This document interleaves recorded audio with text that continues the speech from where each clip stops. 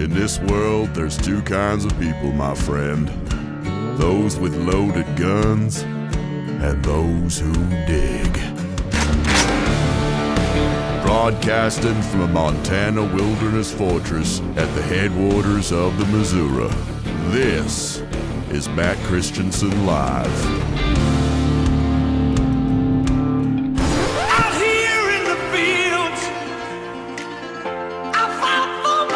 Since you left office, there have been a number of books that claim there was a dramatic decline in your cognitive abilities. The people who wrote those books were not in the White House with us. I don't need to fight. The audio of Joe Biden talking with special counsel Robert Hur has just dropped. That was 4 days ago, 5 days ago. My son has been deployed or is dying. 1 month ago died. Bo had passed. Bo. That credibility problem is going to persist until Democrats say we fucked up. Bingo. You are fake news. Hell yes. Shut up, faggot. Very fake news. We're not paid actors. It really happened. Round them all up. These people are sick pedophile groomers. Fed. All right, America, go to the YouTube right now. Skag free, whoever he is. Dude, Matt straight up sucks. How dare you? In 5, 4, 3. I can't do it. We'll do it live. Fuck it, we'll do it live. Hello and welcome to the show. This is Matt Christiansen Live, a proud duct tape production for Sunday, May 18th, 2025. Thank you for tuning in. Sitting shotgun tonight is our friend Joshy Boy, who is sporting a fresh new football jersey. No, that's not a Philadelphia Eagles jersey or any other team of emerald green color scheme. I would never tarnish my name that way. This is a very rare jersey. Joshy, would you like to describe and model what you're wearing? I am wearing the famous Noah Knigga jersey. Knigga. Allegedly. Yep.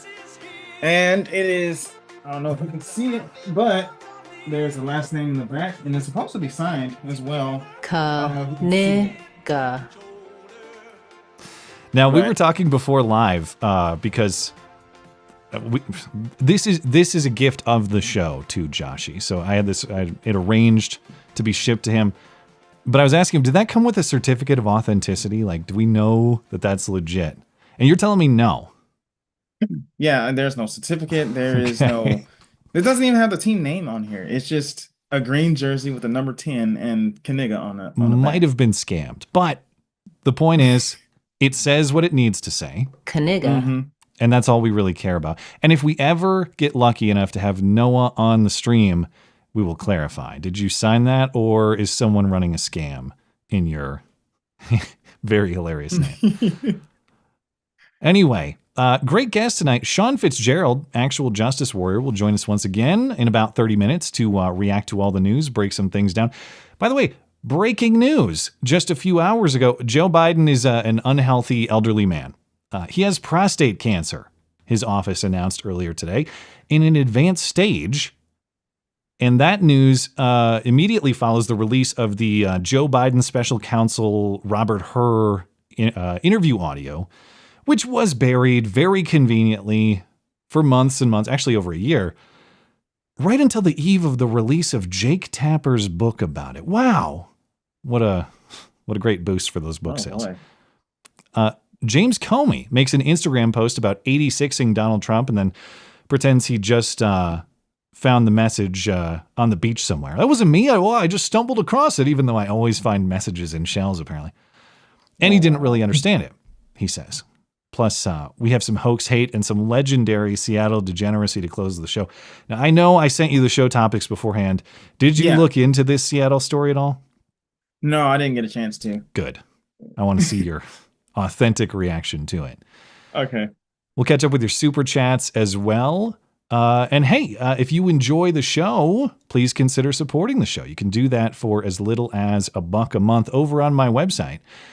That's mattchristiansenmedia.com/support. Of course, listener support is hugely appreciated. It not only keeps my operation running, but it makes sure I can pay the people who contribute to the show and make the show possible as well. mattchristiansenmedia.com/support is where you do it. And don't forget, there are lots of new graphics in the merch store as well. T-shirts, mugs, and more. Likewise, merch sales help not only my operation, but they support the designers who made these graphics, all of whom are listeners of this stream. mattchristiansenmedia.com/shop. You want a LaDonna shirt to go with your Knigga jersey? I will get that one. That's actually pretty perfect. Talk to me and we can arrange. She got the shower cap and everything. Dude, it's fucking hilarious. The bonnet. Yeah. When the designer sent me this graphic, I was pretty happy with it. Okay. Real quick, good rule of thumb, right?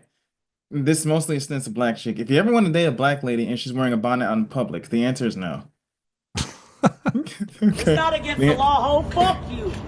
It is against social law. So if you would like to pick up one of these Joshy endorsed t-shirts, mattchristiansenmedia.com/shop. Find both of those links right there on my homepage, mattchristiansenmedia.com or mattis.gay if you can't spell my confusing name. We got to say hello to our featured listener-owned business for the evening as well. That's our friends at Kenio Mountain Woodsmithing. These are high-quality, handmade, premium hardwood cutting boards, charcuterie boards, serving trays, and more, all of which are a great gift option or the perfect piece to class up your kitchen or anywhere else. Blake at Kenio Mountain made me a cutting board engraved with my channel logo, and it looks amazing. It's been a part of our kitchen for a long time now. It has not aged a bit. And in addition to the quality, that's the best part about Kenio Mountain's products. They're fully customizable, not just in materials, but in engravings too. So if you'd like to personalize a gift like that one, that can be arranged. Or if you have any other custom hardwood project in mind, no matter how big or how small, Kenio Mountain Woodsmithing can make that a reality for you. Just get in touch at KenioWood.com. All Kenio Mountain Woodsmithing products are made in Colorado from premium domestic hardwood sources. Kenio Mountain Woodsmithing is the absolute highest quality woodworking that will last you forever. Listeners of this show get 10% off all Kenio Mountain Woodsmithing products and services using promo code MATT10 at checkout. That's promo code MATT10 for 10% off everything at KenioWood.com, KINEOWOOD.com. All the information is at mattchristiansenmedia.com/deals. Deals by listeners for listeners. And lastly, my signature scents for bar soap and liquid soap over at Hero Soap Company are now in cologne form as well. They have been repurposed, and it's a solid cologne. None of that liquid mess. So a great option if you would like to impress in whatever setting you may need to do that. A job interview, a date, whatever it may be. Timberline. So solid cologne. I've never heard of that one. Yeah, it's kind of like it comes in one of those little pucks like that. It's like a paste, you know? Oh, okay. Yeah, so it applies nice and clean. Nice. Timberline, of course, is the frosty pine scent where the forest meets the peaks. Old West is oak barrels and leather ready to bust open the saloon doors. Makes a great Father's Day gift as well. You can check out everything from Hero Soap Company at herosoapcompany.com. Use promo code MCListener for 10% off. Promo code MCListener, 10% off at herosoapcompany.com. All right. Well, I had some less serious things to get into at the top of the show, and then the news broke like 2 hours ago. Joe Biden has cancer, and that should be... I shouldn't laugh. I'm sorry. You shouldn't. That should be surprising. And I think, but a lot of people are thinking, that's it? What else is on the list of things that he has? He definitely has more than just that. I guarantee you. But Joe Biden's personal office announced today that he has cancer, prostate cancer specifically, from the statement from the office of Joe Biden. Last week, President Joe Biden was seen for a new finding, I'm sure. Mm-hmm. A new finding of a prostate nodule after experiencing increasing urinary symptoms. On Friday, he was diagnosed with prostate cancer, characterized by a Gleason score of 9, grade group 5, with metastasis to the bone. So, in other words, the cancer has spread from his prostate gland to his bones. They say that he actually can be treated from the statement. While this represents a more aggressive form of the disease, the cancer appears to be hormone sensitive, which allows for effective management, the statement continued. The president and his family are reviewing treatment options with his physician. So, some thoughts. on this. Number one, obviously, that second term, that was never going to happen. The alleged Joe Biden re-election, he'll be president for another 4 years. That was never going to happen. And of course, this is just another layer in the cover-up and the pretending that it was going to happen. Now, the question is, how long does he actually have? And as we were talking about before live, he's already dead or he's going to die tomorrow. Why do I say that? He's 82 years old. Well, there's that. But it's not because I'm an expert in cancer or oncology. It's because the experts are saying Joe Biden is going to be fine and is going to live many years to come. Dude, I give it until next week. From NBC's reporting, prostate cancer experts not involved with Biden's treatment said the disease isn't likely a death sentence. If he responds well to treatment, he could have the disease controlled for years. Most men diagnosed with prostate cancer do not die of it.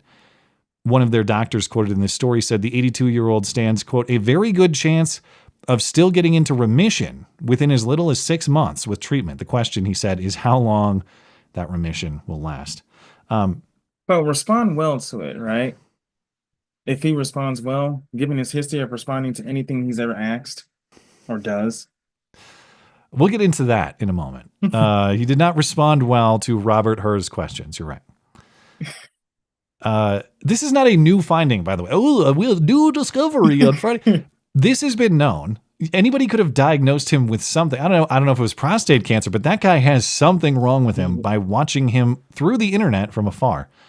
But from my uninformed understanding, prostate cancer is fairly slow to develop and it's easy to detect. Biden, we were told, was routinely seen by doctors who were saying he was healthy, including after that disastrous debate performance. Remember, you had Karine Jean-Pierre. Oh, he had a checkup, and guys, it's just a cold, said Karine Jean-Pierre. I don't know what you're all upset about. It was just a cold. A doctor looked at him. He was just fine. Right. Bro, dude was shutting down hard. Do you remember this? In 2022, Joe Biden was at some kind of press event. I think it was some infrastructure thing. That's why he's standing by a bridge.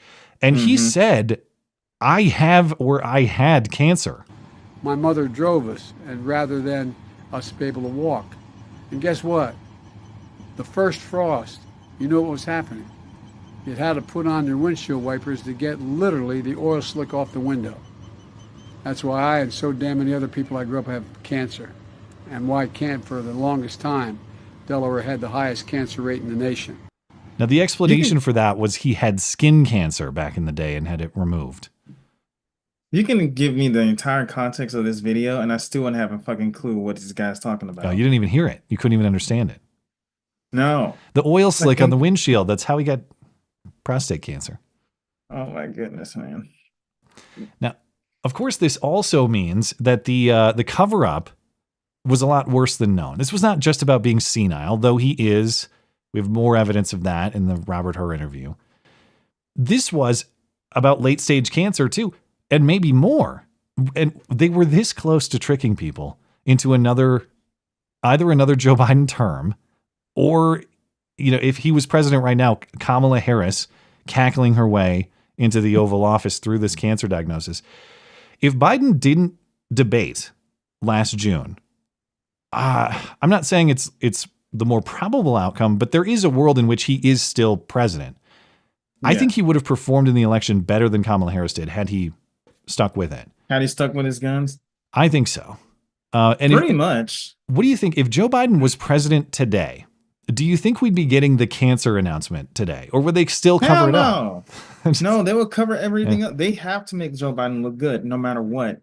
Dude can be literally bleeding right there on a podium, right? Bleeding in front of everybody inexplicably. And it says, oh, he just had a nosebleed. There's nothing going on. He didn't have a brain hemorrhage or anything. They will do anything to maintain a facade that they are in control, that this guy is not basically dead already. I guarantee you, if he ran again, he would have won. If they would have covered it up in a different scenario, you have to ask the question of, why are we getting this announcement now then? And I saw this theory circulating on X. I'm not sure the source. I didn't save it, so I wish I could properly credit the person. But there's a lot of people interpreting this through the last couple hours.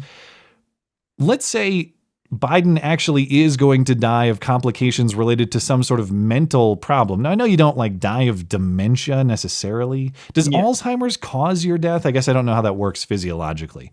But let's say that he has complications related to a mental deterioration, and that's why he's dying, which is what everyone watched for the last 4+ years, maybe longer than that. If Biden actually is going to die with some serious mental complication, they want us to think it was prostate cancer or something unrelated to his mental condition. Why? So there's no questioning or disrupting his or disputing his auto pen pardons later on. What do you think of that theory? Bingo. Sounds about right. I mean, the auto pen story should have automatically disqualified the pardons anyway. But if there's evidence that the reason why he died is due to his mental decline, that just all but confirms it. Yeah. So everybody who got pardoned by this dude should just be hauled off to the slammer in handcuffs. And it might not even be his the pardon thing. It's like you if not eliminate, you cast doubt upon anybody saying his actions X, Y, or Z don't count because he was mentally incapacitated. No. What are you talking about? His prostate cancer. He was fine. What can you do? Fauci loves this news, is what I'm saying. Oh my goodness. What happened? What's going on with him?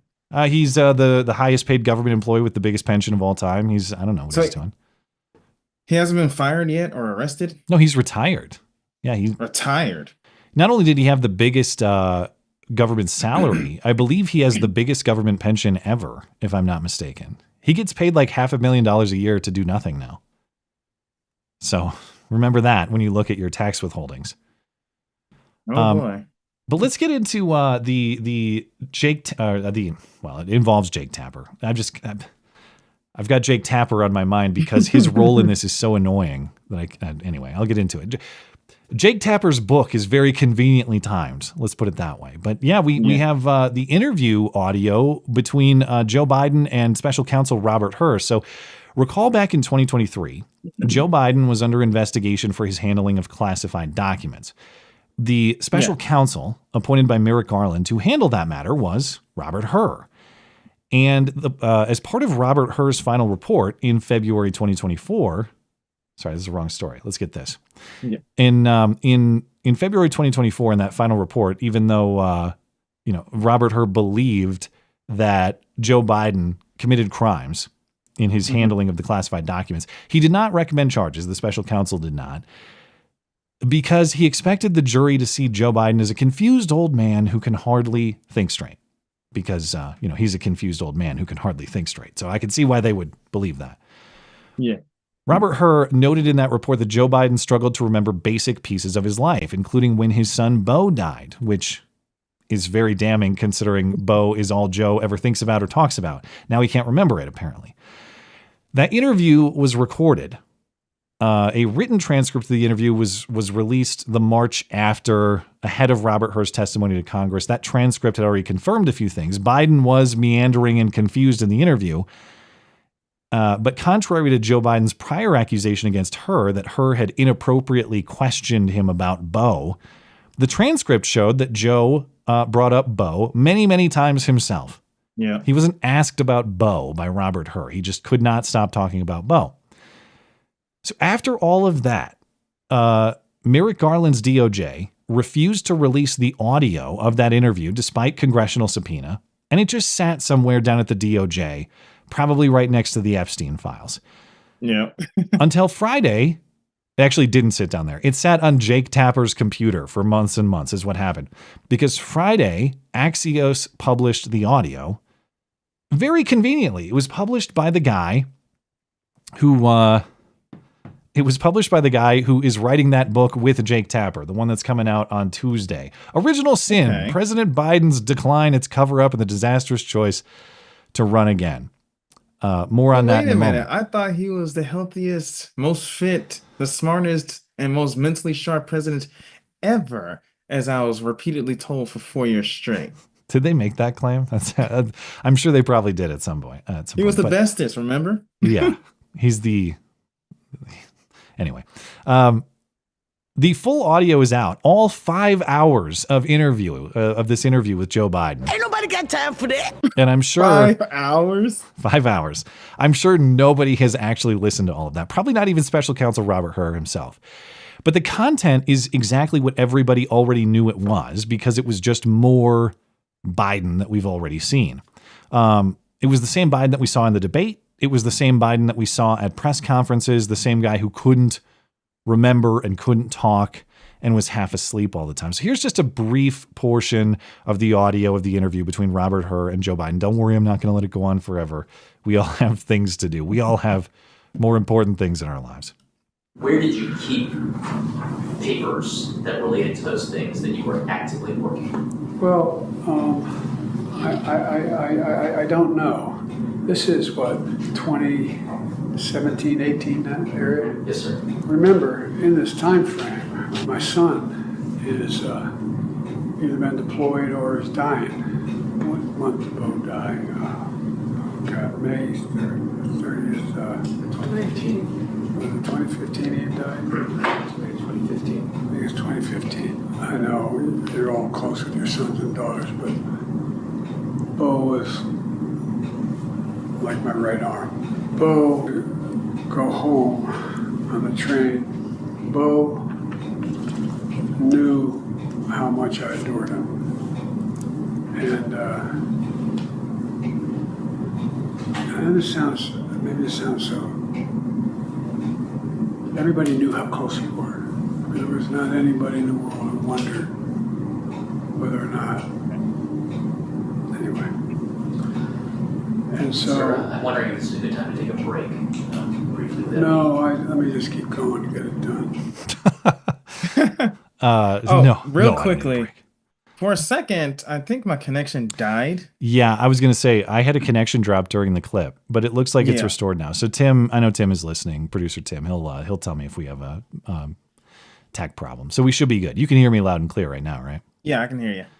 All right. Everything should be smooth now. Now, I edited that for the sake of mercy and for the sake of your ears. The interview is 5 hours because a lot of it is just dead air. Biden takes probably 5 times longer to say a sentence than a normal person would. It's impossible to listen to. But note the content there. Robert Hur asked about the relevant subject. Yeah. Where did you keep the papers? That's really the point of this investigation. Yeah. The numbers, Mason. Yeah. That's a Black Ops callback, right? That's what. Yeah. I was never a big Black Ops guy, but I do remember that. Yeah, he didn't ask about Bo. Joe then brings up Bo, and by the way, wrongly believes that Bo was alive in 2017 and 2018. Oh, was he deployed or was he dying then? He was dead for several years at that point, just like you, sir. Bo died in 2015. And then Joe rambles on about Bo for irrelevant reasons, how much he loved Bo and such. So not only was it right arm he was, not only was it the best right arm, the healthiest and most productive right arm of all time. Not only was it exactly as the special counsel described, Robert Hur was probably too kind and too charitable in his description. If anything, Robert Hur described Joe Biden's condition in kind terms or undersold it. The guy can hardly function. But Robert Hur had to be smeared, had to be Robert Hur's fault. Robert Hur has to be a dirty liar because they were still trying to maintain this Joe Biden re-election campaign. Remember, this is February 2024 when we get this report. Yeah. So recall, Joe Biden came out and said Robert Hur asked him about Bo inappropriately. How the hell dare he? I couldn't believe that he brought that up. It's none of his damn business. Kamala Harris said that Robert Hur is a liar because she meets with Joe Biden every day. She's never seen what he's talking about. This is February 2024, right as campaign season is getting started. There's even reference that I don't remember when my son died. How in the hell dare he raise that? Frankly, when I was asked the question, I thought to myself, it wasn't any of their damn business. The comments that were made by that prosecutor, gratuitous, inaccurate, and inappropriate. I was in almost every meeting with the president in the hours and days that followed. Okay. How do you Just a reminder, you can never be charitable. You can't even be nice. You have to toe the line. You get one slight pushback and these people will crucify you for the slightest offense. I guess so. Yeah. Is it if you wanted to be charitable, they have remarkable solidarity, okay? Like Kamala Harris said, they're like the elephants. They form the circle around their vulnerable to protect them. That's the charitable interpretation, that you guys are just such team players to a fault that you will throw the truth under the bus to protect your team, which you don't want to do. Yeah. To your point, like, do you believe Kamala Harris there is saying that to protect the team, or do you believe that there is someone who will chop her head off if she says something otherwise? Or both? I guess they're not mutually exclusive. I would say the former simply because she wants power, right? So you kiss a little ass in order to, well, in her case, right? Yeah. You don't kiss ass, you suck. But anyway, but if you want to climb your way up to the top in the former sense, then you have to be charitable. You have to kind of toe the line. At the same time, you don't want to say anything wrong because you get your head cut off and that stops you from getting power. Yeah. This is all just a strategic move to get to the top. Eventually, they'll just step on each other in order to get there. Well, of course, it wasn't just Democrats themselves. It wasn't just the party apparatus. It was many of their allies in media, including, yes, Jake Tapper, who is suddenly cashing in on this. Jake Tapper himself was parroting these lies uncritically on CNN. We've all seen the clip of him talking to Laura Trump. Oh, there's no evidence. How could you even say that that Joe Biden has some kind of mental condition? Has it got eyes and ears? Yeah. Anyway. I'll actually let me hold off on the Jake Tapper book for just a second, because I forgot there's the other angle here that's important is Merrick Garland. Because it's not just Joe Biden and Kamala in the media. Merrick Garland, the attorney general at the time, he participated in this cover-up. Congress sent a subpoena to Merrick Garland for this Biden audio, but it was in the middle of the campaign season, so he refused. He sent only that transcript.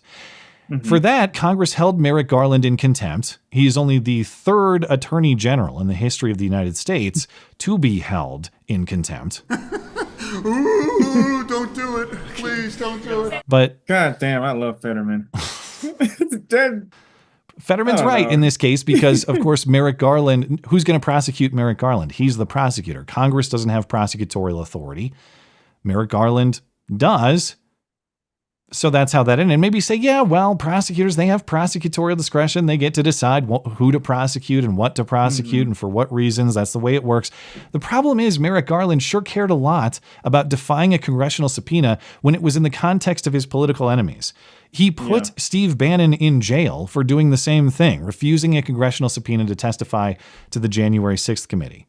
Yeah. Not that I would expect anything honest or honorable or consistent out of Merrick Garland. But how was this audio obtained? It's Alex Thompson over at Axios is the one who got it.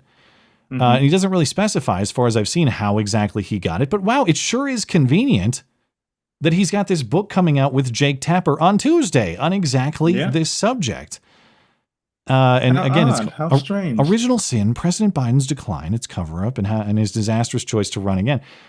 Speaking of the cover-up, though, how long have you guys been sitting on this audio? Yeah. There is a 0% chance that they just got it. They've probably been sitting on it since the prior administration. They've probably been sitting on it for the purpose of this book release. The question is, did they sit on it before the election? Possibly. I think it's probably likely. I have no way to know. But if they did, and it's very possible that they did, you have no business describing the cover-up. You were doing the cover. This book is part of the cover-up. Oddly enough, I wonder if he's telling the entire truth in that book. Well, I haven't read it yet. But yeah, we know that Jake Tapper was personally a part of that cover-up by lecturing everybody. As far as the release, why not Pam Bondi? Okay, that's a question for the current. Because it's too busy with the truckloads. There'll be truckloads and truckloads of evidence that will never see the light of day if it was Pam Bondi. Yeah. Right? Well, I'm going to assume she was too busy with the Epstein file stuff. Or maybe just forgot. Maybe it was not a priority. All right, fine, whatever.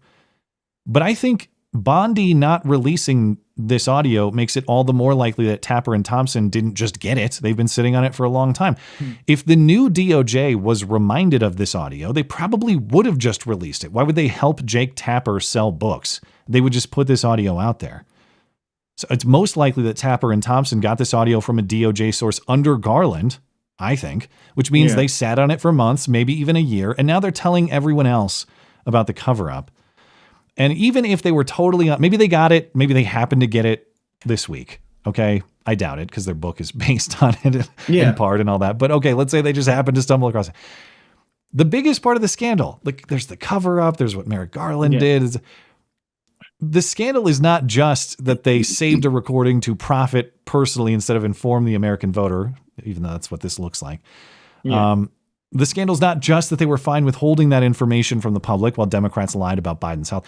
The scandal is that Joe Biden remained president, allegedly, whoever, maybe he was, I don't know. But while he was in this condition, that decrepit Joe Biden in that Robert Hur interview, that took place in October 2023.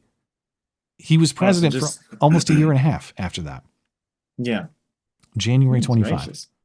Or somebody was, since, Joe Biden was sitting around trying to remember when Bo died and someone else had to pick up the slack, I assume.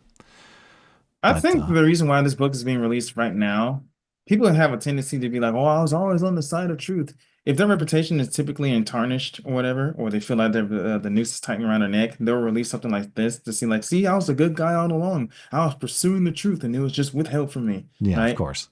Once again, it's really just about saving their own asses. They were sitting on the truth the whole time. I guarantee it. Sitting on it the whole time, and they release it to make themselves look good. I promise you. Anyway. That's what's going on. All right. Sean's here, so I got to go get him, but I will see you back here in about a half hour. All righty. All right. I will be right back. Stand back and stand by.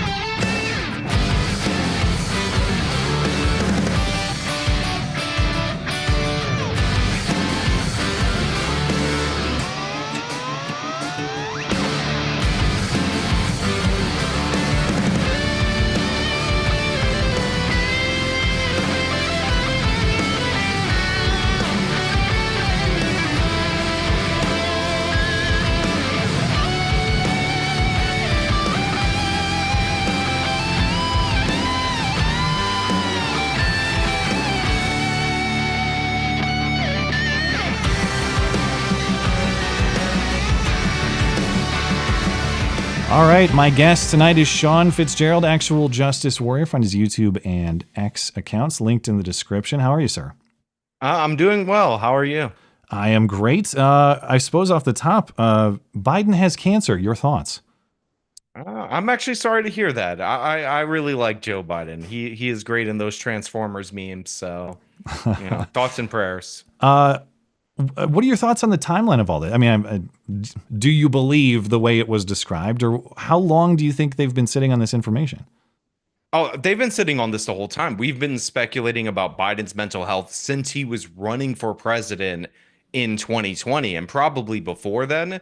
So like this weird idea that they're now just discovering it and like, oh, we've been searching out for the truth and we just haven't been able to find it until just now when Jake Tapper's going to put out a book that's going to expose a bunch of these people for lying. By the way, Jake Tapper also participated in the cover up. So, well, this is what I can't.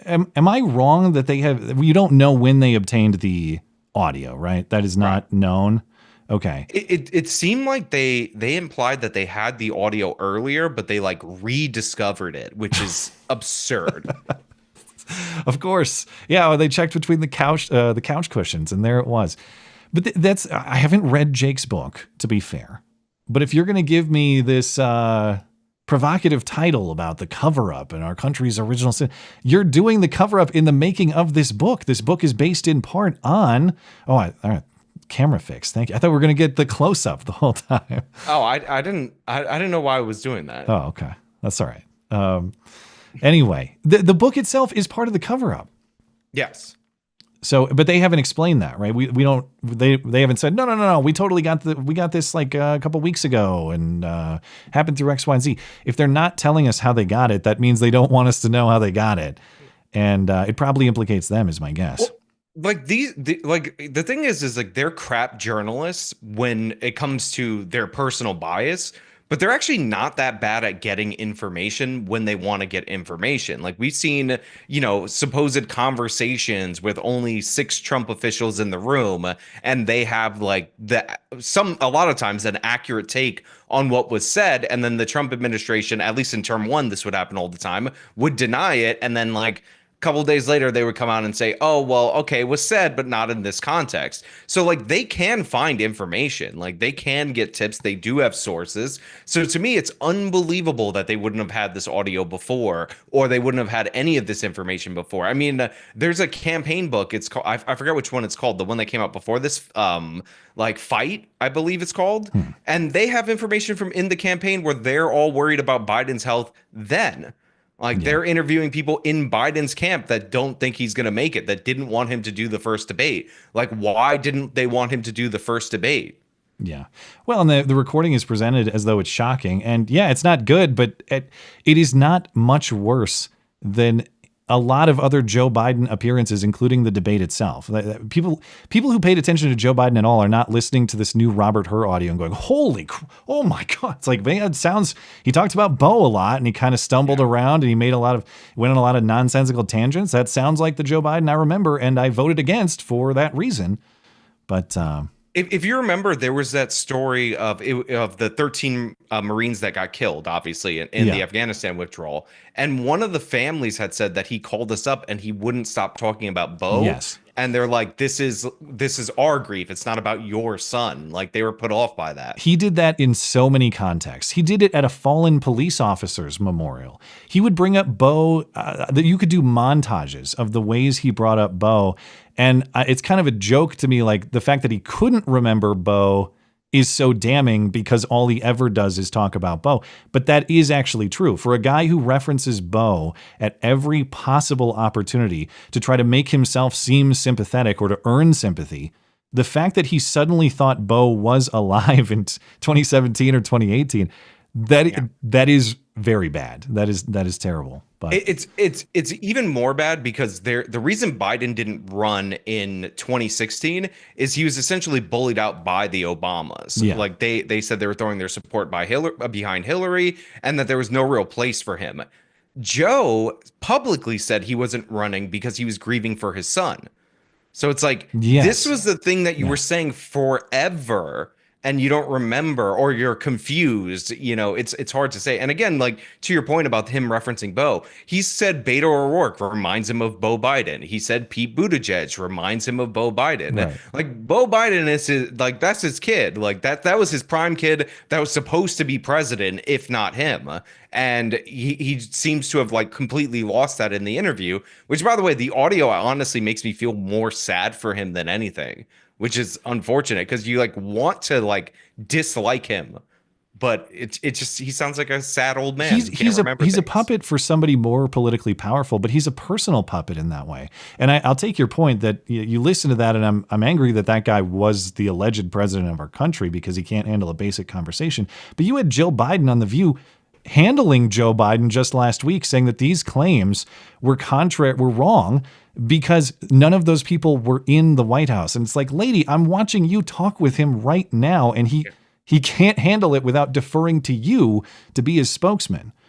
It's like, did you ever watch that old HBO show, The Sopranos?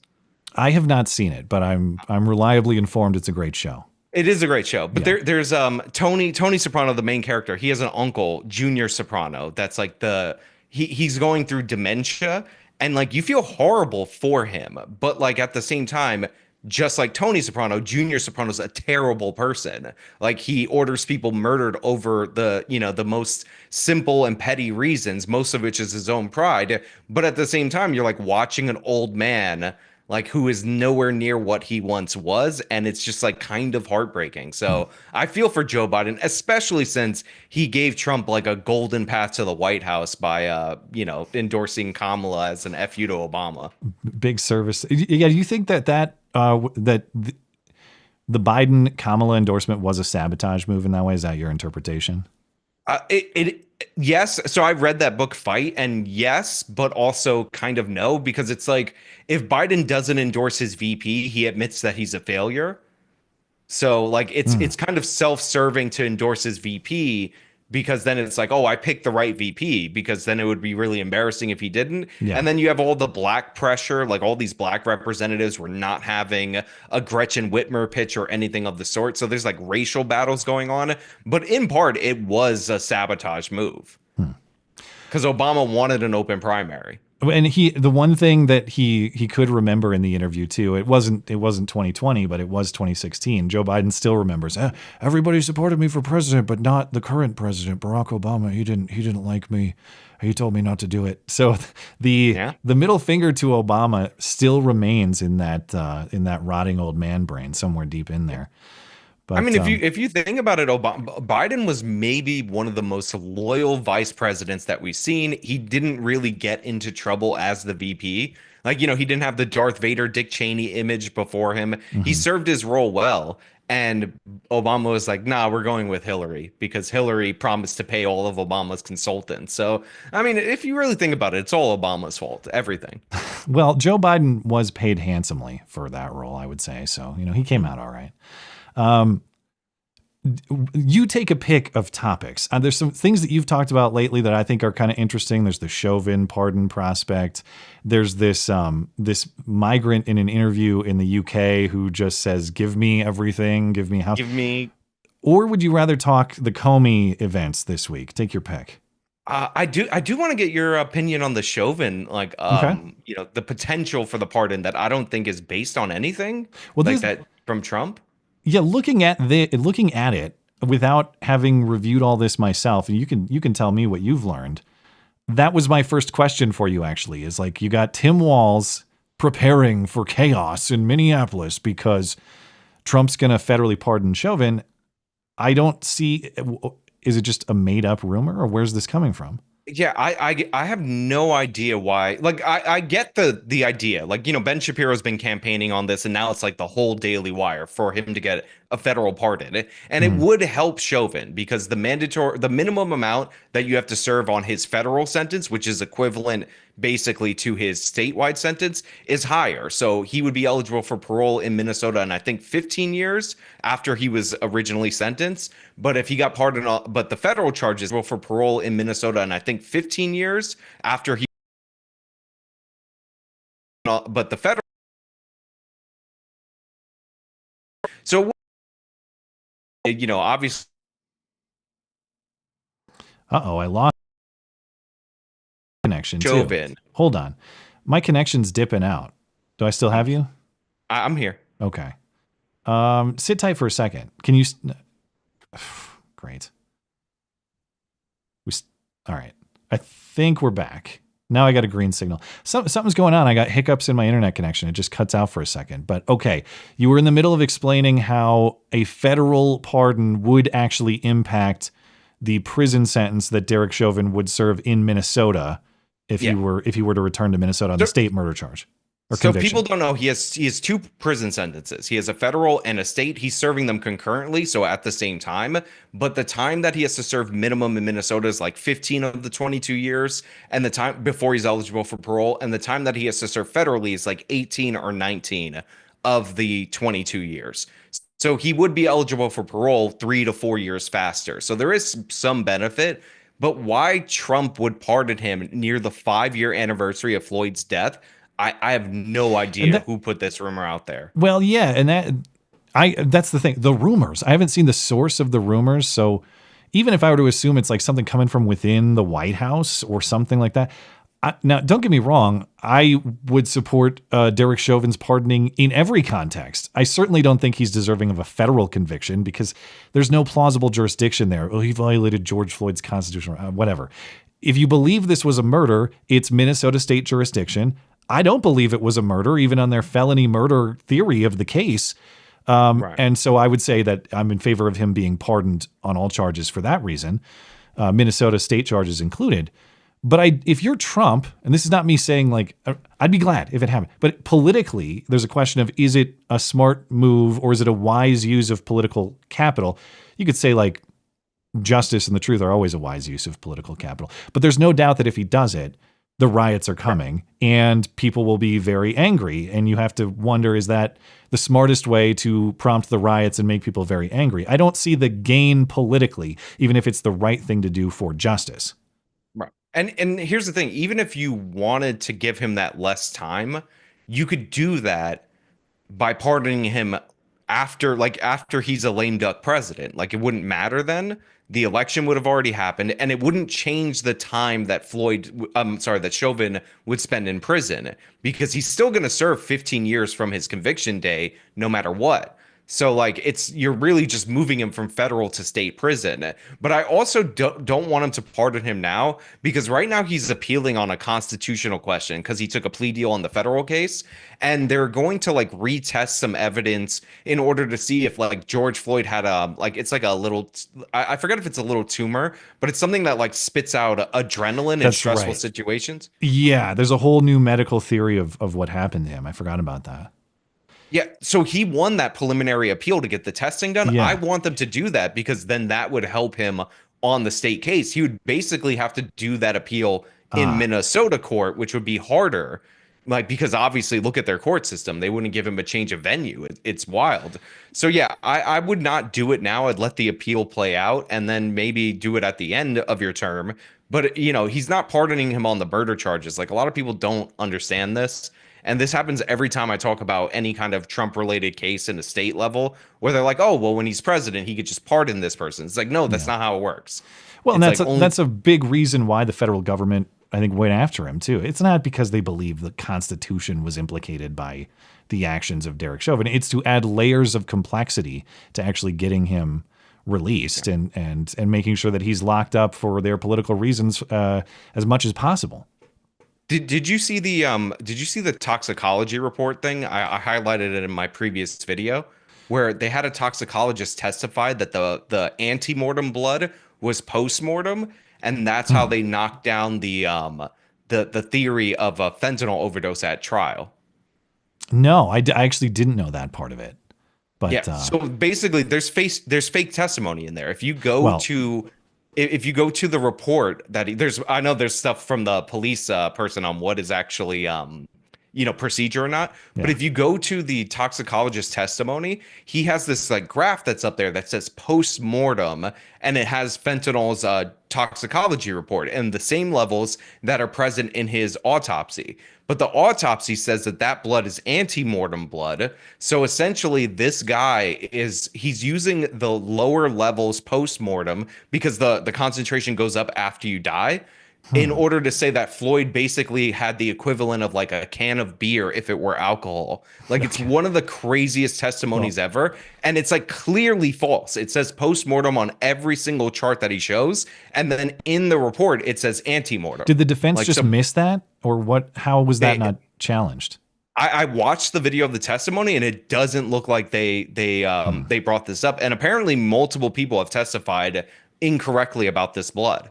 Well, there's that, and then there's what I must interpret as a flat-out lie from the now Minneapolis Police Department assistant chief. She was then in a different role, but do you know the Katie Blackwell case where she was actually suing Liz Collin at Alpha News for defamation?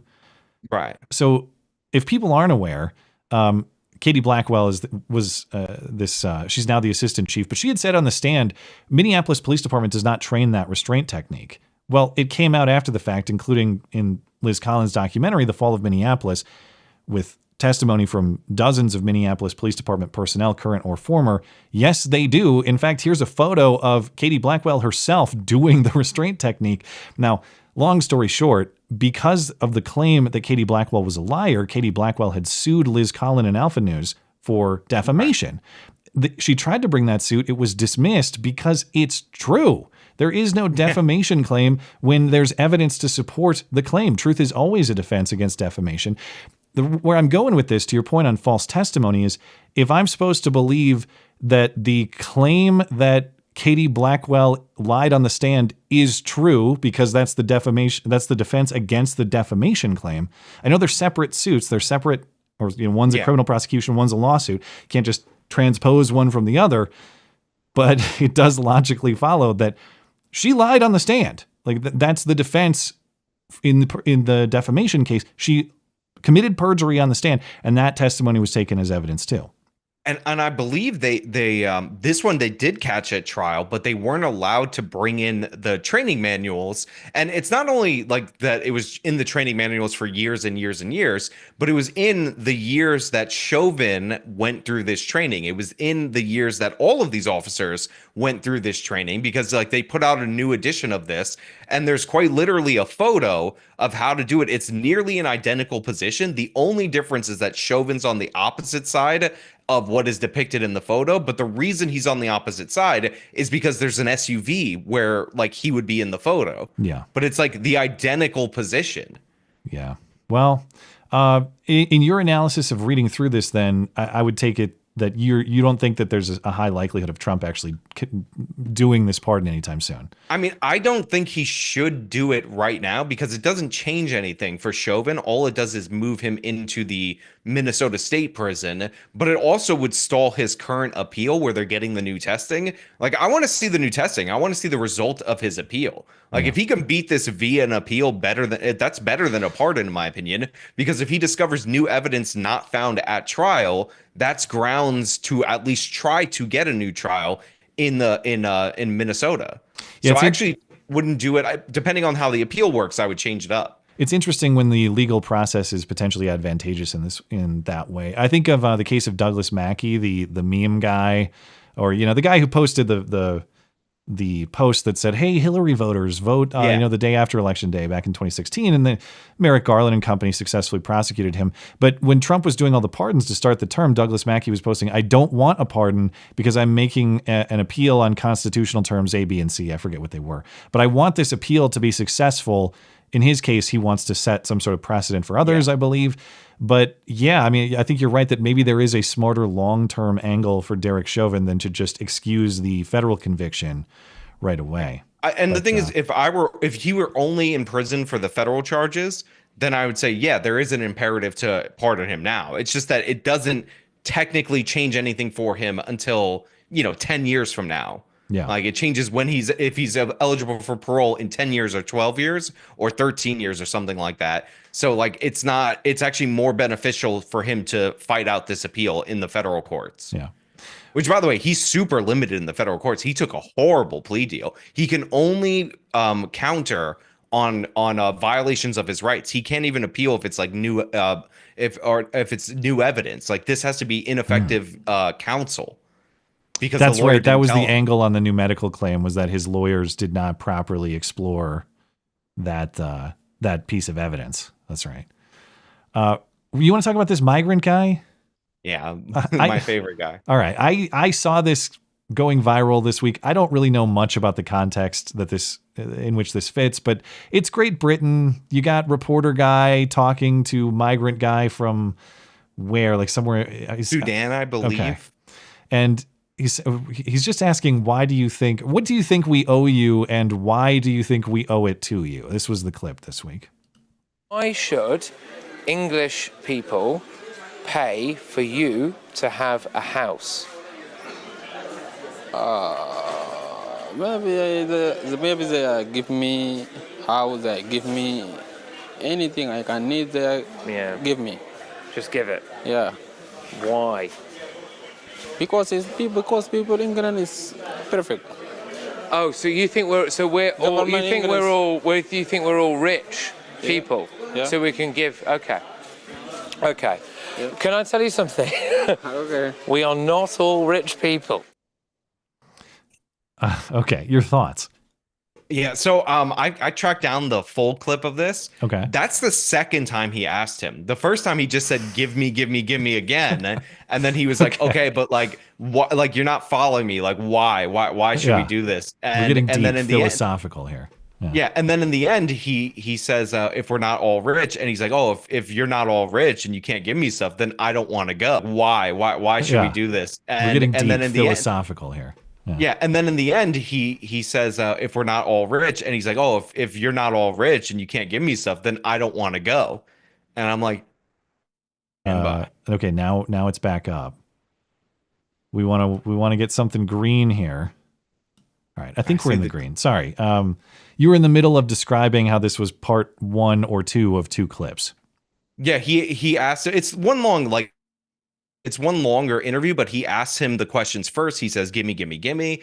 And then it extends beyond this where he says, well, what if we're not rich? And the guy's like, oh, I don't want to come then if you guys don't have like the money or whatever. And I'm like, thank you for explaining immigration magnets to everybody. Yeah, he may have difficulty with high level concepts, but he does seem to understand that one. And that's what's kind of interesting about it is like, sometimes you just have to listen to them talk. Hey, what motivated you to come here? It's the same thing when we saw interviews at the US southern border. I know it's like a guy, I know it's anecdotal, but when a guy is saying like, well, Joe Biden is basically why I'm here. You know, I considered during the Trump years, but now it's Joe Biden, so that's why I'm here. This guy's saying the same thing. You got stuff and I want your stuff. Well, would us not having stuff change your behavior? Why, yes, it would. I would be less interested.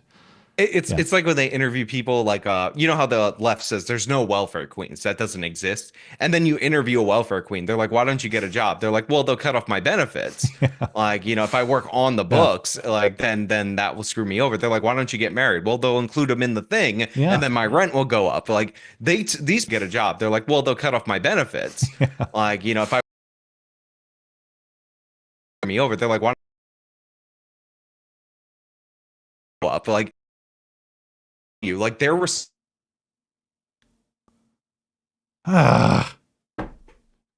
man, I don't know what's going on, but thank you for your patience, and thank you for listener patience too. I normally don't have this kind of problem. Maybe it's me. That's not. No, it's definitely me because my connection is dropping out. It's like I can see the stream cutting out. Oh no, I know it's you. I was just being polite. Oh, okay, thank you. I appreciate that. No, but I think you're exactly right. The other point that he's making there too is, it's contrary to the people just want an opportunity at a better life. They want to work hard. They want a better life. This guy's saying, no, I want your stuff. It's not that I have a business that I would like to bring here because it's more safe or there's a better opportunity of prosperity. I want to work hard to get something, to build something. No, you have things and I would like to be given them and or take them. People like this happens a lot and the thing is Obama, like the Obama administration used to acknowledge this. Like stuff sometimes gets translated badly into, like, obviously this guy's speaking English, but it gets translated badly into these people's language and then they start coming. This happened after DACA, the Deferred Action for Childhood Arrivals. Like people thought that was deferred, like they would legalize your kids if you sent them. And you remember we started having the unaccompanied minors problem. So like this happens a lot, but there's also sinister like smugglers that literally promise them fake things, and when they do this to get them to go work in Dubai and then they take their passports, or Qatar, and they end up being slaves, like we say, oh, that's a gross human rights violation, but when they lie to them to get them to the UK, they're like, don't worry, they're enriching us. Like that doesn't make any sense. Like we should call this out. Yeah. All right. Well, I won't make you suffer my internet connection anymore. But is there, I've got your YouTube channel and your X account linked in the description. Is there anything else you'd like to promote before you're out of here? No, not really. It's good to be here though. All right. Well, I appreciate it as always. Thank you for being here and I hope to catch you again soon. I bought a new webcam for this one. Oh, well, I liked the close-up angle. It was fun to have you right in my grill. Anyway. I don't know why that was happening. Wow. I literally have a setting here that's supposed to allow me to control that, and I had it not zoomed. I bought a new webcam for this, and all I got was a terrible duct tape connection. Have you right in my grill. Anyway. I don't know why that was happening. Wow. I literally... webcam nature of my stream, so we always get through it one way or another. Anyway, speaking of, there goes the connection. As I'm talking about the crappy connection, it dropped out. All right, sorry about that, man, but I will catch you again soon. All right, have a good night. All right, there he goes, Actual Justice Warrior. Find his YouTube and X accounts linked in the description. I'm gonna go find Joshy Boy if the internet will allow me to, but once again, I will be right back. Stand back and stand by.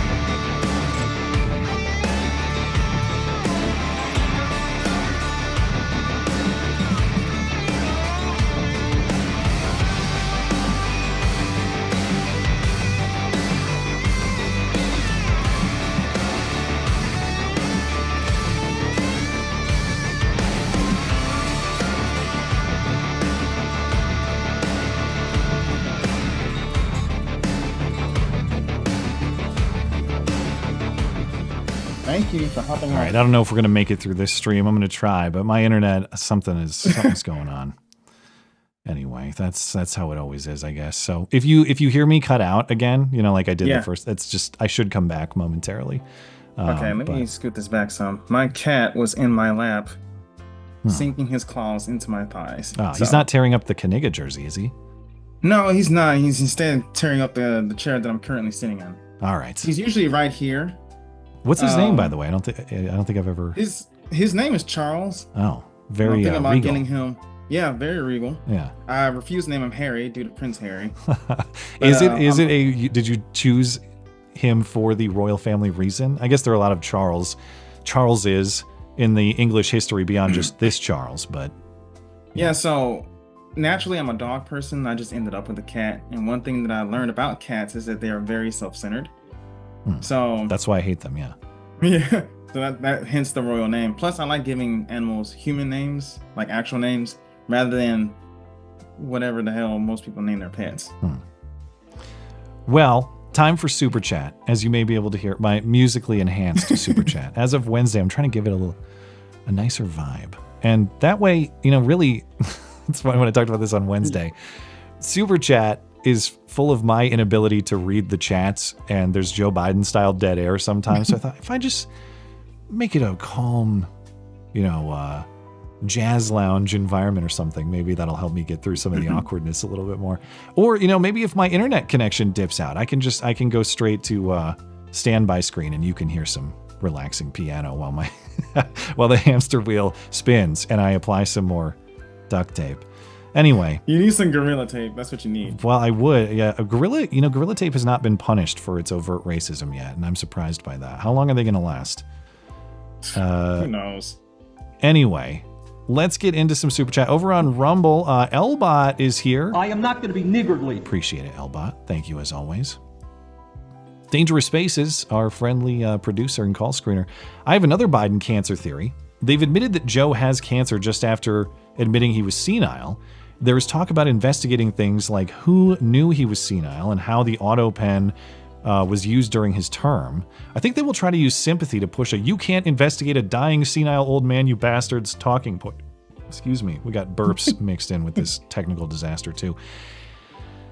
Do you guys think that's me being too cynical? Well, there's nothing that's too cynical because the only foolishness, the only tinfoil is believing what we're told. The same people who lied to us for years and years and years are now saying, don't worry, this time it's the truth. All right, we're coming clean. You got us. Sorry about smearing you as a liar or a conspiracy theorist. So yeah, I have to assume that the information that we're being given right now is not for the sake of the truth, because they've never told us anything for the sake of the truth. It is for the sake of achieving something. I just don't know what that thing is. But they have nothing to gain though, man. He's out of office and he's dying. Well, he's still a major player in the party, To who? To the party itself, like all his connections and his legacy and all that stuff. So dude can't even remember when his son died, right? You expect him to remember all of his connections? No, I'm just saying, like, the Biden legacy, I think, is still of value to the Democratic Party. I don't think they just want to throw the whole thing under the bus, because it would, by association, be to admit their own failures. Okay, I can see that angle. Yeah, he sucked, but don't worry, we're brand new Democrats. We got like David Hogg and stuff. No, there's got to be something that they're trying to achieve. I hope David Hogg stays in there.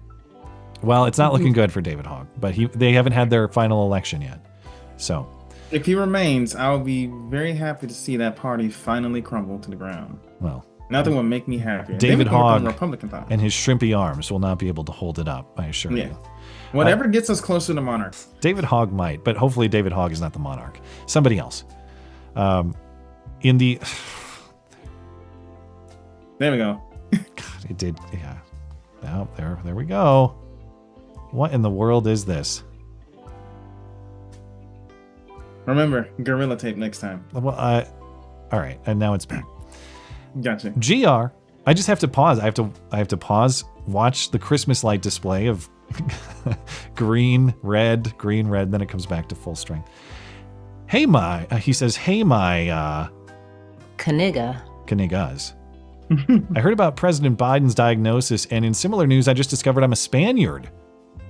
No, it's true, and completely came as a shock to me too. Who knew? Well, that's right. You are our token S word, as your name describes. Are Spaniards S words, or is that like No, Mexican that's- Hispanics only?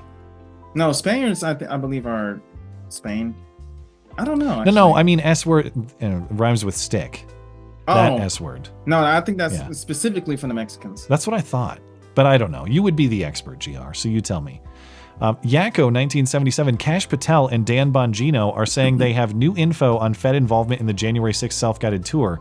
If true, emphasis on if, then I hope lots of Feds occupy the same cells through January 6thers in.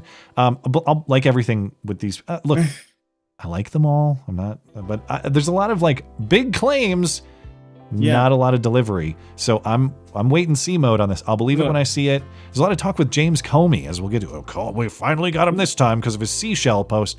I'll believe it when I see it. When James Comey, They got one of those large U-Haul trucks. They're throwing all the evidence in, Of course. and then when it's finally full to the brim, they're gonna deliver it to the people. and then we'll finally have Comey apprehended. Yes.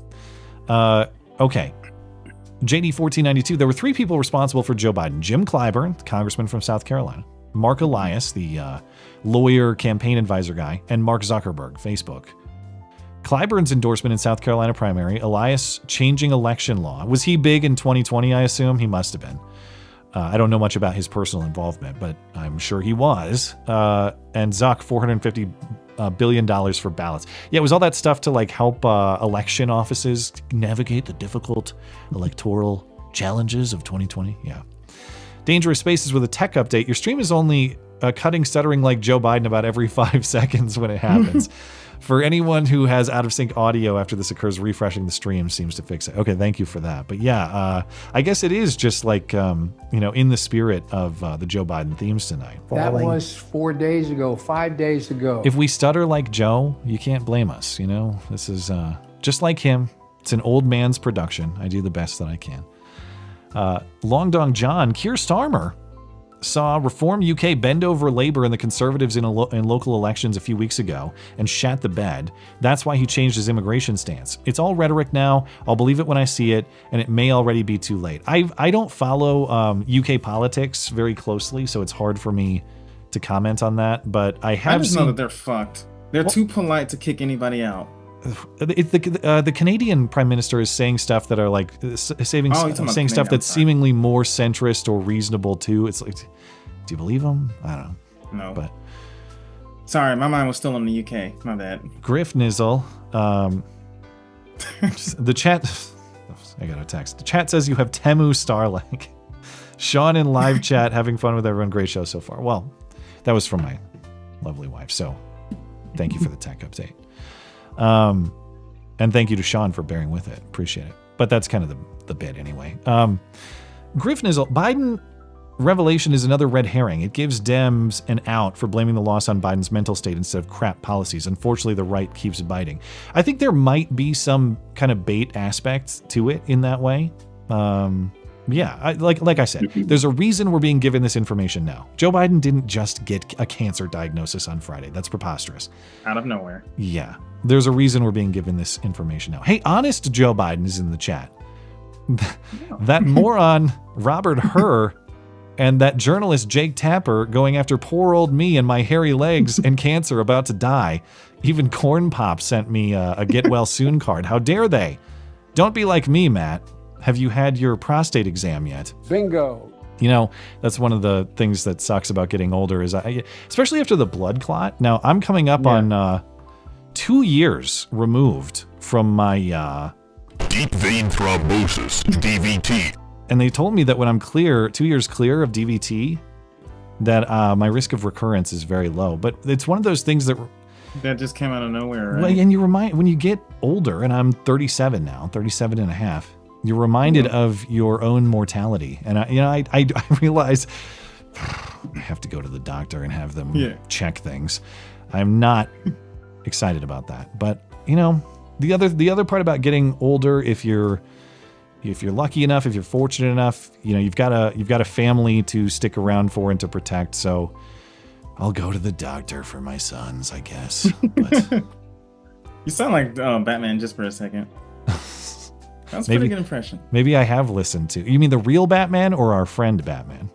Yeah, our friend Batman. Oh, okay. Well, I guess they're kind of the same. I can deploy that voice later too when I read a description of James Comey's book. It's very dramatic.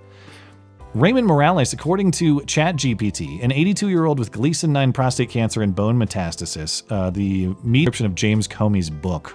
It's very dramatic. An 80 the 3 years with treatment, though it can vary widely.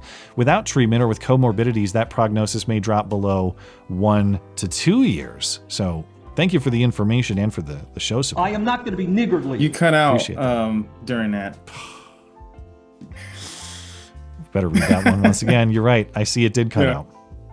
Raymond Morales, according to ChatGPT, an 82-year-old with Gleason 9 prostate cancer and bone metastasis. The median survival is about 2 to 3 years with treatment, though it can vary widely.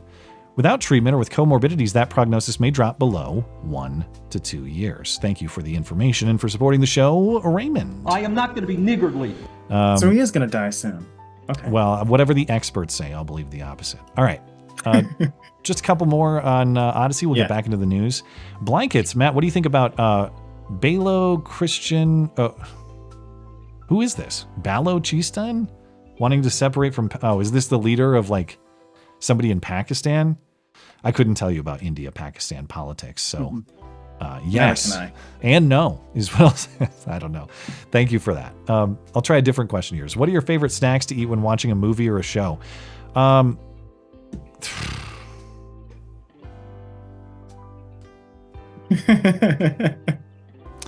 are your favorite movie snacks is the question. Cookie dough bites, and it's not even close. Although movie snacks.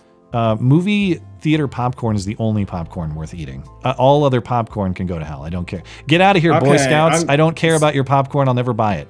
I'm gonna have to disagree with you on that. Kettle corn popcorn is the best. Fuck movie popcorn. Too much butter. There's no such thing. You make it soup, man. No. Anyway. For me, it's Welch's. That's the preferred kettle corn? Welch's? No. Welch's is the fruit snacks, right? Yeah, I was thinking that was a grape juice. What the hell are you talking? Welch's at the movie theater? So they got Welch's fruit snacks, right? They have a pack that you can get. Expensive as hell for some reason, but those are my favorite things to get because I love eating fruit snacks. And yeah, they do have like different variety packs. You didn't know they had fruit snacks? Yeah, Welch's fruit snacks, I guess. I just think of the grape juice, But Matt also says, Matt, did you see there are even some black people saying they have black fatigue? I've seen various videos on. You're talking to the main person who's got black fatigue. Yeah, that's true. Shit. Blanket says it's a part of Pakistan. Correct that, but I'm not an authority on Pakistani Indian politics. I just laugh about it from afar as my internet connection cuts out once more. Okay. We'll get back into the news. I'll have to just circle back with you. And I appreciate everybody's patience. I mean, this connection is awful. If I could fix it on the spot, I would. But without like stopping the stream and troubleshooting and trying to get it back up and running, I don't really have a choice. So I'm just going to carry on tonight. I know that we got some duct tape going on, but I appreciate people who are bearing through it. And hey, if the like Tim said, if the audio gets mixed up because of the whatever's going on with the connection, just give it a refresh and it should be back in sync. Anyway, let's talk James Comey. Did you see what happened with James Comey this week? Our favorite man. Well, as of this hour, he is still a free man. He's unimprisoned. Right. His skin looks like it's just stretched right over his skull. If you believe some, the clock may be ticking on his freedom, though. He might be going straight to jail. We're going to finally get James Comey, not for all the other things he's done in recent history, but for the great crime of his beach shell art, or the arrangement of shells on the beach that he may or may not have done. James Comey is now under formal investigation for an implied threat to the president. On Thursday, he posted a photo on Instagram of seashells on a beach arranged into the numbers 8647, meaning, of course, 86, the 47th president, or get rid of Trump is the idea. Yeah. Now, Comey deleted the photo hours after posting it, and he claims that he actually didn't have knowledge. I thought I had his statement in here. Where the hell is it? It's more duct tape. Yeah, here we go. He claims he didn't have, number one, his statement and explanation of it. It's more duct tape. He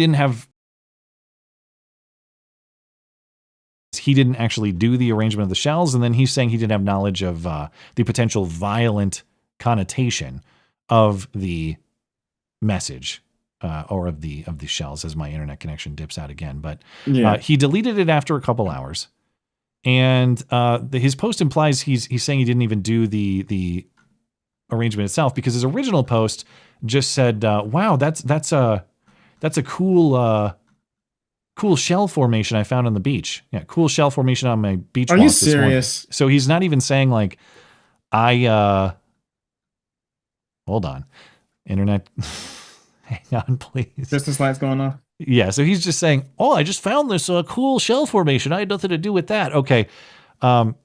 Oh, shit. Whether he's making a threat or not, that's the hardest part of the story for me to believe, that James Comey didn't himself make this, especially because James Comey goes to the beach all the time and finds shells with messages. In October, he found a shell painted with "Vote Harris," after, of course, he had, or around the same time as he had endorsed Kamala Harris for president. And that's just one of many, okay? Check out this other one that James Comey found recently.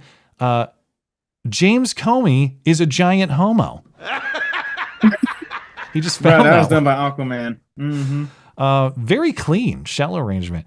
I like that. It's pretty clean. To that theme, he found another one James Comey did. Just one that says "I heart anal." That's disgusting. I don't know. Yeah.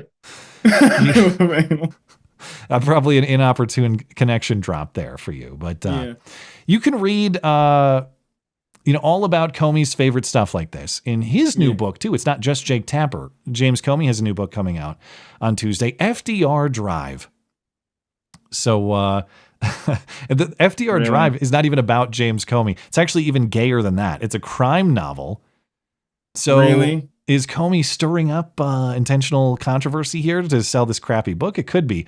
But this is what I was talking about with the cringe description of James Comey's book. The text is small, but let me read this to you. Okay. I won't do it in Batman voice because I'm not confident in my delivery. But U.S. Attorney Carmen Garcia is trying to take down Samuel Buchanan, a far-right media personality with a popular podcast vilifying who he thinks is destroying America: intellectuals, immigrants, and people of color. Garcia believes Buchanan went far beyond the protection of the First Amendment when he singled out his enemies by name and suggested something should be done about them. His fans obliged, killing or grievously injuring some of his foes. Garcia works to take Buchanan down. Then, just as they're convicting him, or just as they have convicted him, a new threat emerges. Some of his followers have planned an act of terror at an upcoming UN convention. What the fuck is this? You talk like a fag, and your shit's all retarded. This is James Comey fiction, is what we're dealing with here. Bro, this reads more like a fan fiction. Kinda, from somebody yeah. else's movie. Yeah. Now, you see, sorry, go ahead. real quick, are you familiar with Comicsgate? No. I assume it's probably something similar to Gamergate, but is it not? Yeah, Comicsgate is a bunch of left-wing people kind of taking over the comics industry. Yeah. And they pretty much, this sounds like a fan fiction, just like in those comics. They will do their self-inserts and turn like Superman is gay or Batman. They just made everything rainbow. Everything is rainbow. Everything is gay. Everything is filled with nothing but faggotry. But this is what it sounds like to me. This sounds like a poorly written fan fiction from somebody else's novel that he probably read and liked, who was a far more talented writer. It's fan fiction of his own FBI career, I guess. But you have to wonder, does this shell stunt play into it? Because without the stunt, I bet James Comey would sell dozens of copies of this book. With the stunt, I bet he'll sell hundreds of copies of this book. Dude, Maybe. Timothy McGee from NCIS writes better books than James Comey. Are you familiar with that show? No. I'm familiar with it, but I haven't watched it at all. Yeah, but real quick, Tim is one of the characters, and he's a writer himself. And he basically writes books based on his coworkers and stuff. Basically, that's a better version than what James Comey is writing. Well, there's the question of whether Comey knew and whether he's committing a stunt for his stupid book. And I definitely think that he knew. He did the shell arrangement. I think it probably is some kind of stupid stunt for his book. But then there's the criminal question too, as the internet connection takes its customary break here. There's the question of did James Comey commit a criminal act here? And in my opinion, there is no case here, at least for the act itself. But Trump was saying on Friday that this was clearly an assassination threat, and Comey knows it was an assassination threat. He knew exactly what that meant. A child knows what that meant. If you're the FBI director and you don't know what that meant assassination. Okay. Yeah, pretty much. Trump said he would leave the prosecution decision to the DOJ. Now, here, do I think that James Comey might even mean I support the president being 86th, like I support him dying or being killed? Maybe. Is this a criminally prosecutable threat? You're allowed to say in under First Amendment protection, I would be glad if the president died, or if someone killed the president, I would be supportive of that. Now, it might be a bad thing to say, a terrible thing to say, immoral, bad for the country, all that stuff. I'm not saying it's fine or it's of value necessarily. The point is the First Amendment legally protects that sort of commentary up to incitement, which would be an imminent threat of lawless action. There's nothing specific here, even in its worst interpretation. It's lame. Yeah, sorry. Go ahead. No, finish up. Well, I'll let you know in a second. This is lame. It's hypocritical, coming from people who say that Trump tries to encourage violence against his supporters, or he tries to incite people. It's all of those things. The Post is not criminal, though. Now, I know that the legal angle against Comey here isn't strictly like a threat or incitement angle. There's another one that people are claiming. But before I get to that, you had a thought. So take the numbers 86-47, right? He could have say that was like a number sequence for a sleeper agent. That would have been a far more better. That would have been a better story idea. He could have used that to promote his book and saying that when a far right wing person says 86-40, well, no, that wouldn't work in his favor. Or something like that. He would end up being a massive hypocrite, but yeah. Yeah. Unless it was a part of the book. Yeah, 47 would be too much of a tie to Trump. But if you made it a fictional president who was like 55 and he made that a part of his book, then maybe you could do it that way. I don't know. But anyway, okay. The legal case that this Christmas display is really getting me, man. I'm starting to see it right here too. But basically, if he would have just kind of tied that into his actual book and made that the summary, that would have been a far better case than the dumpster fire we just read on the summary page. The only thing I might be able to do, let me see if I can actually, might be something I can do here. I'm going to try to drop the bit rate of the stream just to see if it can be a little less demanding and maybe a little more successful that way. Yeah. Let it hang out for a second. I'm just trying to minimize network demands on it, and hopefully it'll become a little more stable that way. Stand by, everybody. Appreciate your patience, of course. Oh, yeah. Somebody also said stop playing Diablo in the background. I don't know what's going on. We'll try this. It should hang on a little bit better, hopefully. Anyway, the legal case that some are trying to build is sort of a perjury situation rather than like some kind of incitement or some kind of threat or something like that. You get Comey to testify that he didn't know what 8647 means, and then you prove that he actually did know what that means. Ed Martin was the federal prosecutor for D.C. until like just this last week. He's now replaced by Judge Janine. But this week, Martin said, one way or another, Comey is going to go to jail. First thing that happens, he says, I didn't know that that meant that. Well, there'll probably be some people that he worked with that will testify, he knew, or there might even be a paper trail that says he used that phrase and everybody knew. He took it down so fast, he knows he made a mistake. That may mitigate his jail sentence or something like that, but I think he's got a problem. And as you point out, perjury traps are next because he's got to either lie or tell the truth. And when he chooses that, he's either going to jail on one or he's going to jail on the other. Okay. Please stop saying people are going to jail until they actually start going to jail. It's a very reasonable request, I think. Don't you think? Yeah.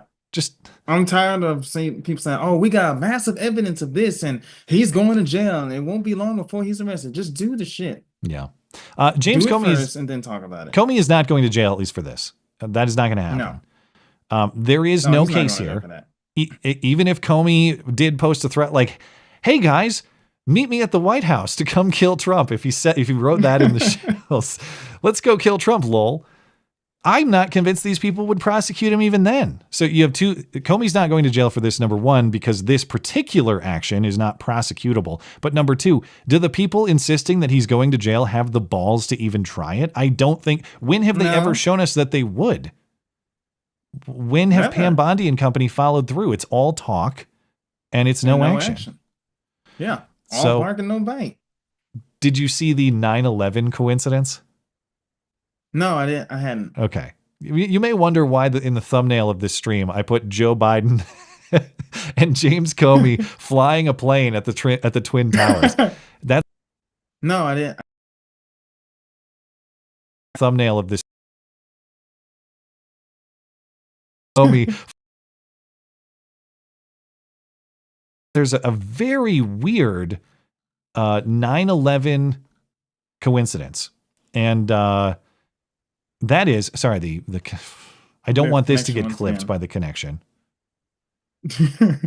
The coincidence, or the apparent or supposed coincidence. Yeah. The number is 8647. 8647, take out Donald Trump. Comey made that post 8,647 days after 9/11. Who the fuck made this shit up? Isn't that weird? That is weird. That sounds like some, what do you call it? Numerology kind of type shit? Yeah. You can go to timeanddate.com. You can verify this for yourself. He made the post on May 15th, Thursday. Put in May 15th, 2025. How many days is that from 9/11, 2001? It's 8,647 days. So James Comey is about to do 9/11 confirmed. Why do I include Joe Biden in that? Because that was another classic Joe Biden gaffe from last year. Last September 11th, they said, or the weekend before, "Hey, Joe, what are you doing for, the weekend?" "Well, I'm going to go see my granddaughter's event, and then I'm doing 9/11. And then tomorrow I'm doing 9/11. It's confirmed. That's why James Comey and Joe Biden are co-piloting that plane. Did you see that? Are you familiar with the Krassenstein brothers? You know these guys? Are you familiar with the Krassenstein brothers? I am not. They're these two brothers, social media personalities, podcasters, left-wing, pro-Biden, anti-Trump perspective. I don't follow them closely because I don't believe them to be serious people. But if you're on X, you will see them. Yeah. And Ed Krassenstein says that he got a visit from the Secret Service for making the same post. He posted something like, 8647. Yeah. And he says that the Secret Service came to his house to have a talk with him. Here's his description of that event. Moments ago, the Trump administration just had the U.S. Secret Service come to my house. Because yesterday I made a post that said 8647, which means, if you look it up, get rid of Trump, as in impeach Donald Trump, as in 25th Amendment Donald Trump, as in vote Trump out of office. The Secret Service agents were extremely friendly. They were like, "Yeah, we understand. It's just something we have to do because Washington told us to." Washington told them to come give me a visit. That's what he said. Trump wants to be a dictator, and I will not be intimidated into not voicing my opinions or my dissent against him, ever. Bro, you need to sound like you need to take the dicks out your mouth. What is this? 2012 Xbox Live? Jeez. There's the man. This is getting frustrating, but yeah, we do the best we can. There it goes again. What? I guess I have a call with an ISP in the morning to figure out what the hell this is about. But personally, I don't. He posted supposed proof that this is real, that this is true. Yeah. I still am not convinced. He says he's got video of the Secret Service agent visiting him. He says, oh, they came to my house and they called me up and then I had to go outside and talk to them. We don't get much in this video, but here's his proof.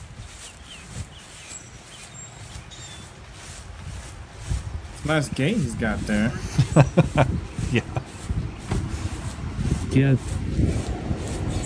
Yep. So I'm with Lee County. This agent with Secret Service. So yeah. That's it. He cuts it off there. Why would you cut off the entire conversation? But well, like our internet connection, it got cut off as well. Yeah, I guess so. There's is that guy with Lee County? Is that guy with Secret Service? I don't know. We don't know who that is because everything's censored out. The badge is censored out. The face is censored out. We have no idea. Blurred out everything identifiable. But you got it exactly right. Whether we believe the story as true or fabricated for social media attention, that is a very nice gate you have there. I bet it keeps. I bet it keeps a lot of people out, doesn't it? Very sharp on the top of it. You know, could probably impale a guy if it had to. Anyway, moving on. Did you hear about the fertility clinic bombing? We got more updates. Oh, no, that's a different. All right. Now, to answer your question, yes, Christmas I did hear about this one. You did hear about the fertility clinic bombing. Okay. Yeah. This guy is very, he's insane insofar as he committed this act. But I mean, his philosophical reasons are quite different as well. Mm-hmm. So yesterday, Saturday, about 11 a.m. local time, this guy sets off some kind of a truck bomb or car bomb at a fertility clinic in Palm Springs, California. Mm-hmm. Reports say one person was killed, 4 were injured. The bomber himself is dead from the explosion. I'm not clear if he's the only death or if someone else was killed, but here is some reporting from the scene. Investigators and firefighters now combing through them right now. This is a live look from Air 7 of that fertility clinic, and you can see there is extensive damage to this building. We believe the car was parked on the left side of your screen in the parking lot, but the force of it sent part of that building out into the street. That is actually Palm Canyon Drive on that side of the road. So this is the American Reproductive Centers. It happened about 11 o'clock today. We see the remains of what looks like a truck. You can see the front axle there on the right, and it looks like a box truck back towards the left, unless that's a car that was planted up against the side of a dumpster or a truck. But there, it looks like the vehicle that was involved here. A 2010 Ford Fusion, they're saying. So it was like a small commuter car that he had packed with explosives. I was going to make a fusion bomb joke, but I'm not going to do that. We don't know what exactly the explosives were, as far as I've read, but it was a giant explosion. Several nearby buildings were damaged. The blast field stretched several blocks. People thought it was an earthquake, actually. That's how much it shook. According to a Facebook post from the fertility clinic, the vehicle that exploded, as you saw in the video there, it was just kind of parked in the parking lot outside the facility. Some severely. Because I was about to send you a message. Yeah. Now it's back. Can you hear me all right? Yeah, I can hear you all right. It's just cutting out more frequently this time. What is going... Hold on. Why is it doing this stupid thing on the bottom of my screen now, too? Application error. Okay, so I guess where it feeds the Superchats, that's not going to happen. Hold on. Why is it doing this stupid thing on the bottom of my screen now, too? So I guess where... Why would it put that stupid error up on my screen? We're going to take that off for now. So my apology on Superchat feeds. I guess that's out because of various technical complications tonight. But... we're going to see if we can make it through this duct tape parade. I don't know, man. Jesus. All right. Let's get a connection back here. Okay. Now, did you hear what I was talking about the motivations for the attack? No. Okay. So whenever we see an attack on well, I guess attacks on fertility clinics, I don't know that I see that much of. Abortion clinics, certainly. That's happened historically. Fertility clinics, not something... Man, fertility clinics are not common, but the speculation was that this is some kind of like this is some kind of right winger, like anti-abortion, anti-pro-choice person, as in this guy has a problem with what goes on at fertility clinics, like the creation of embryos and the disposal of embryos. Mm-hmm. He's actually of an anti-life philosophy, and not just because he killed someone, but because that is what he believes. He's anti-natalist. He's mortalist is the name of his philosophy. This guy is 25-year-old Guy Edwards Bartkiss. He had been diagnosed with depression and some relationship issues, according to police. But Bartkiss left a written manifesto and a 30-minute recording of him reading it. The bombing manifesto describes his attack as an act of war against the pro-life and pro-natalist movement. So what is the pro-natalist perspective? Well, that's the idea of just like thinking having children is good. So he wants to stop people who think having children is good. The manifesto describes, I'm just going to carry through this. We got connections, but I'm just going to carry on. We're going to make the best of it. And I apologize if there are interruptions, but the manifesto describes sterilizing the planet and the disease of life and people. He describes choosing Satan over God, and the Bible is slander against Satan. He describes himself as pro-mortalist, as in we're all going to die, so we might as well get to it sooner rather than later, is the idea. He says what he did is, or he says he didn't consent to life. He was placed into it against his will. So it's just a very strange philosophy that I wish we could talk about, Joshy, because this seems like something that you would have something interesting to say about. Are you even there? Have I lost you totally? Can you hear me okay? Yeah, I can hear you. I just can't see you. The video is wigging out on me. I'm actually pretty small on my screen. Yeah, it's because my connection to you it's not feeding your video properly. Oh boy. I don't know. I don't want to wave the white flag, but you might have to on this one. Your internet connection is unstable, it's telling me. Okay, I've got you back big. Let's just try to push through, all right? Can you even hear me? I can. You might have to wave the white flag on this one. Damn it, man. It's too much too often. And I know you can't respond to me if you can't hear me and it's cutting out. Tell you what, I got like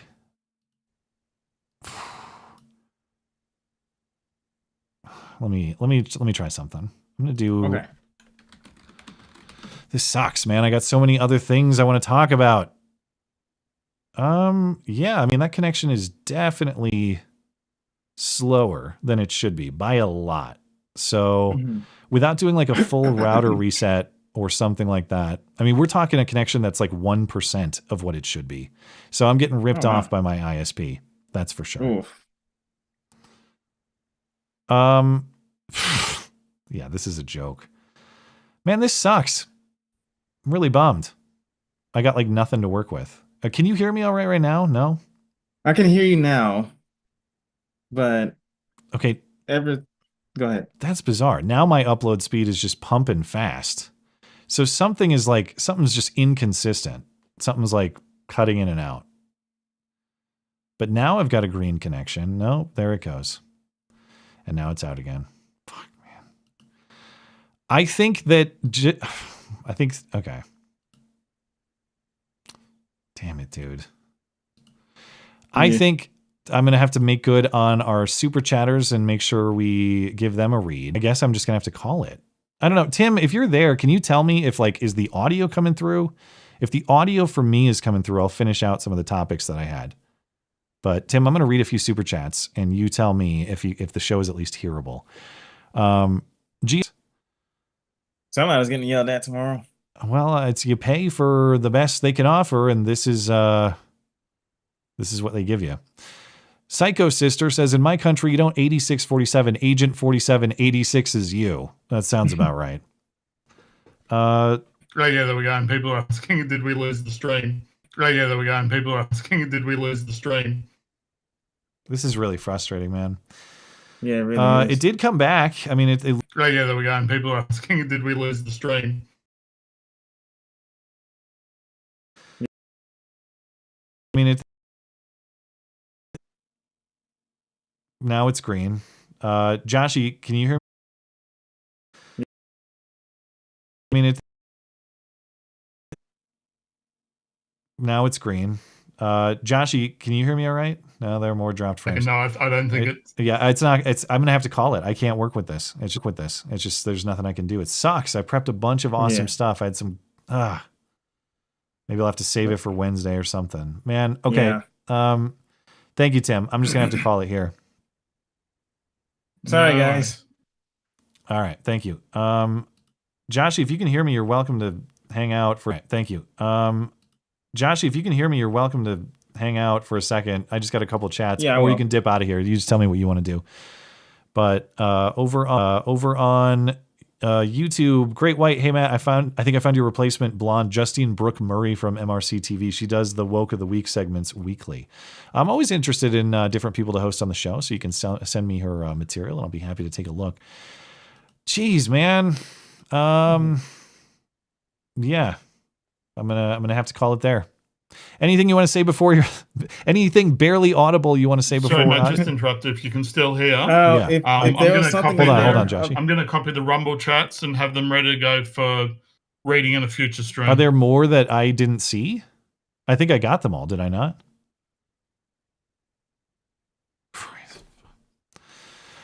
Oh, okay. We're gonna have to call it there.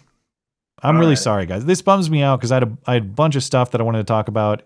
We didn't get to talk about the Mexican ship. We didn't get to talk about the philosophy of the bomber guy. I had a really great hoax hate. I had the Seattle degeneracy story. All right. Well, I'm really bummed, but I guess the internet has other plans tonight. So I'm going to call it there. But as always, thank you for trying to get through this with me. I can't even find my outro music. What the hell do I do with that? There we go. Thanks to my guest, Sean Fitzgerald. Appreciate his presence tonight. Again, there's one more Rumble chat. So. Okay. We're just going to call it, Tim. I appreciate it. Thank you. Again, appreciate everybody tuning in. I wish I had an option to finish out the show. I just don't. Bums me out. Appreciate my guest, Sean Fitzgerald, Actual Justice Warrior. Find him on YouTube and X. Link to the description. Thanks to Joshy Boy for sitting in with his awesome jersey tonight. We'll have him back again soon, maybe Wednesday or something. We can get into some of the topics I missed. Thanks to producer Tim for his continued assistance. And if you'd like to find more to listen to, check out if things are listenable.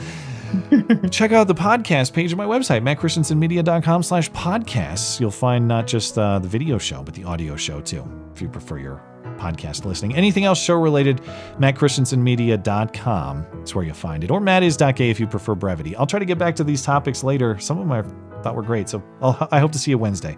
Really sorry. Alrighty. Have a great night.